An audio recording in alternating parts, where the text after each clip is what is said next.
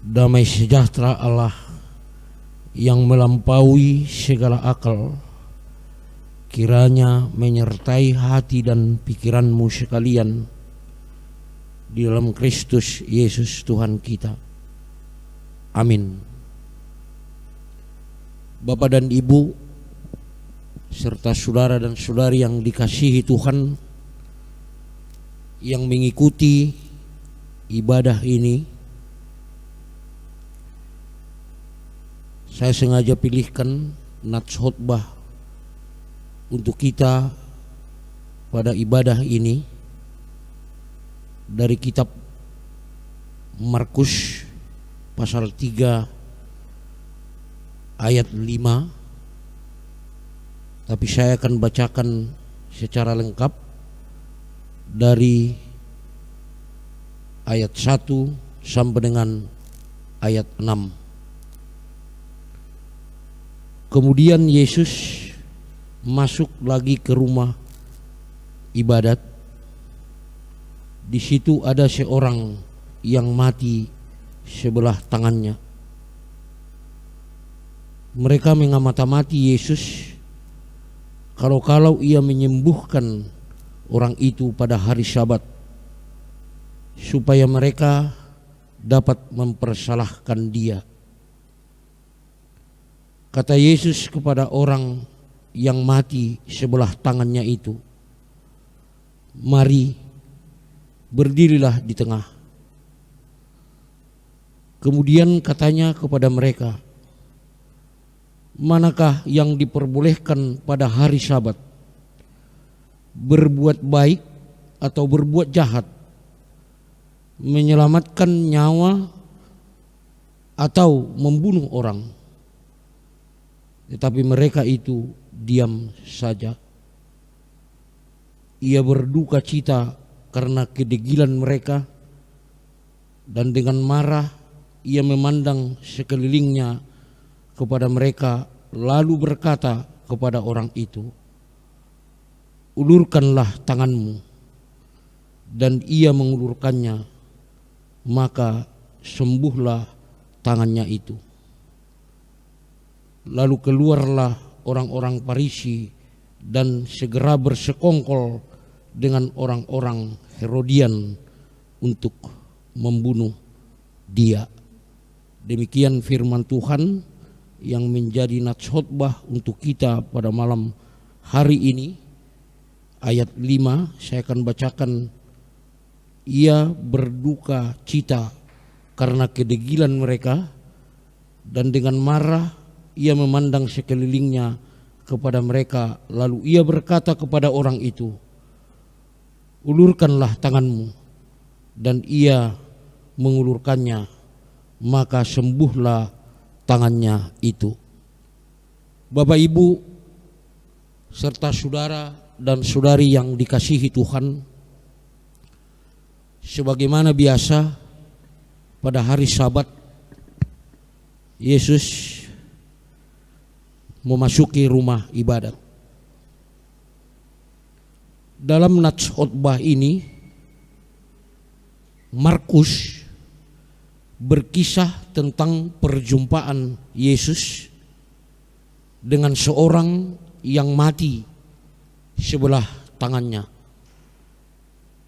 Markus memang tidak menceritakan apa yang menjadi latar belakang orang tersebut berada di rumah ibadah itu dan apa yang menjadi tujuannya. Dan Markus juga tidak menceritakan sudah berapa lama orang itu mengalami keadaan itu. Dan bukan tidak mungkin sudah lama sekali. Oleh karena itu bisa saja ia telah menyerah. Menyerah dalam arti bukan berserah. Menyerah dalam arti pasrah. Sudah tidak bisa berbuat apa-apa, sudah berhenti untuk berharap. Bapak, Ibu, saudara yang dikasihi Tuhan, bisa saja orang yang mati sebelah tangannya itu tahu tentang Yesus, tetapi tidak mengenal Yesus secara pribadi. Karena itu dapat kita bayangkan apa saja yang berkecamuk di dalam benak orang itu ketika Yesus berkata kepada dia, "Ulurkanlah tanganmu." Andaikan Yesus, Bapak Ibu Saudara, mengatakan ulurkanlah tanganmu bukan kepada orang yang lumpuh sebelah tangannya, saya pikir itu bukan adalah persoalan yang sulit. Bagaimana mungkin mengulurkan tangan yang telah lumpuh bertahun-tahun lamanya? Bapak Ibu Saudara yang dikasihi Tuhan, mungkin orang itu mengulurkan tangannya dengan setengah hati atau seperempat hati, yang pasti tanpa didukung oleh pengertian dan pemahaman akaliahnya. Nah, berdasarkan itu Bapak Ibu, maka wajar kalau orang itu menampik suruhan Yesus untuk mengulurkan tangan dengan cepat-cepat.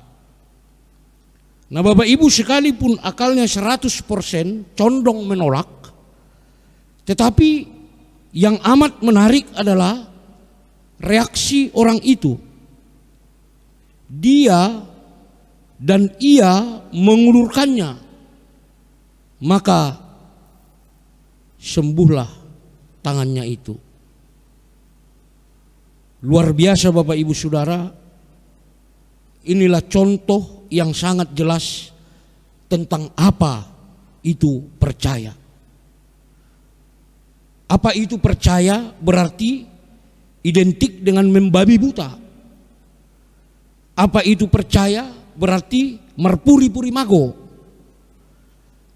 Apakah itu percaya berarti untung-untungan? Sama sekali tidak. Sebab kalau misalnya cuma saya yang menyuruhnya, belum tentu ia percaya. Tapi Bapak Ibu Saudara, kenapa ia mengulurkan tangannya? Karena ia percaya. Bagaimana kita tahu ia percaya? Karena ia mengulurkan tangannya. Apa akibatnya Bapak Ibu Saudara kalau ia mengulurkan tangannya? Maka sembuhlah tangannya itu. Bapak Ibu Saudara yang dikasihi Tuhan, inti masalah bagi hidup kita sebagai orang Kristen adalah percaya yang belum sepenuhnya. Mungkin kita akan bereaksi kalau orang lain mengatakan kepada kita bahwa kita belum percaya sepenuhnya. Mungkin kita bisa berkata, "Loh, kan saya sudah berdoa untuk meminta kesembuhan." Betul Bapak Ibu, tetapi barangkali belum total. Mungkin akal sehat kita sudah terarah kepada Allah untuk meminta pertolongan kesembuhan. Tetapi bagaimana dengan mekanisme penyembuhan kita? Bapak Ibu Saudara yang dikasihi Tuhan Yesus Kristus, puluhan tahun lamanya kita berada dekat dengan Yesus dan tahu tentang Yesus. Kita memiliki hubungan secara pribadi dengan Yesus melalui doa-doa kita, melalui aktivitas kita masing-masing. Pada masa pandemi ini, Bapak Ibu Saudara, dari hari ke hari, jutaan orang Kristen berdoa agar memperoleh kesembuhan, termasuk kita di dalamnya. Yesus berkata kepada kita, ulurkanlah tanganmu. Mari kita ulurkan tangan kita kepada Yesus karena percaya.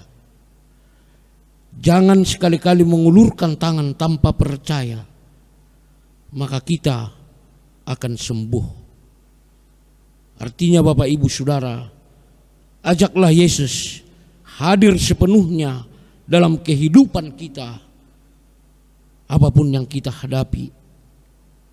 Mari kita sediakan tangan kita, kita ulurkan tangan kita, kita sediakan Yesus tempat yang paling sentral, yang paling strategis di dalam kehidupan kita, yang paling utama di dalam mekanisme hidup kita. Mari kita ulurkan tangan kita. Ulurkanlah tanganmu, maka sembuhlah penyakit itu. Amin.